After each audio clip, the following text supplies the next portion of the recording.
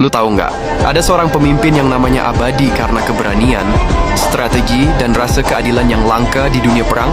Namanya Salahuddin Al-Ayyubi. Tapi sebelum jadi legenda, dia cuma anak biasa yang lahir di tengah kekacauan dan intrik politik. Anak yang bakal mengubah seluruh peta Timur Tengah abad ke-12. Salahuddin lahir tahun 1137 di Tikrit, Irak. Ayahnya seorang pejabat militer yang berpengaruh, jadi sejak kecil dia sudah terbiasa dengan cerita perang, strategi, dan intrik politik. Dari kecil, dia belajar membaca peta, memahami medan, dan mempelajari sejarah perang, dan mengamati perilaku para pemimpin. Anak-anak seusianya bermain-main, tapi Salahuddin sudah fokus pada bagaimana satu keputusan kecil bisa menentukan nasib banyak orang. Dia belajar disiplin, kesabaran, dan moralitas. Prinsip yang kelak membedakannya dari jenderal lain. Saat remaja, dia ikut pamannya ke Mesir. Di sanalah dia melihat dunia nyata militer.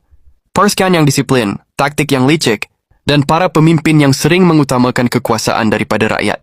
Dari pengalaman ini, dia mulai membentuk visi tentang kepemimpinan yang kuat sekaligus beradab.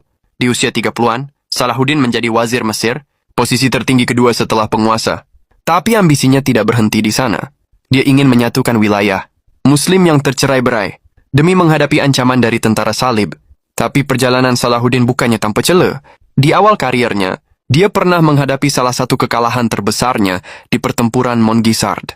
Musuhnya, Raja Yerusalem yang masih remaja, King Baldwin keempat, raja yang dikenal karena tubuhnya lemah karena kusta.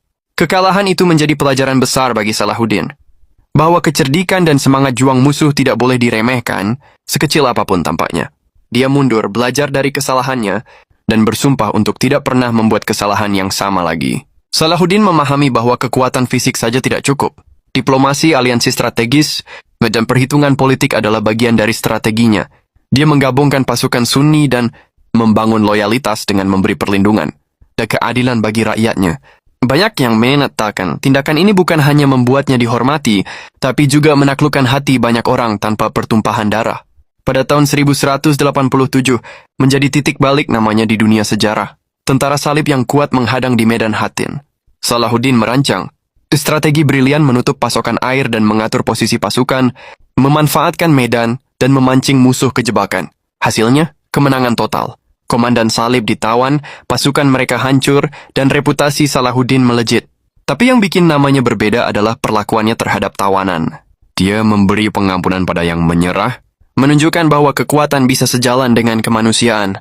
Setelah Hattin, Salahuddin bergerak menuju Yerusalem, kota suci bagi Muslim, Kristen, dan Yahudi. Lawan-lawannya mungkin mengharapkan pembalasan brutal,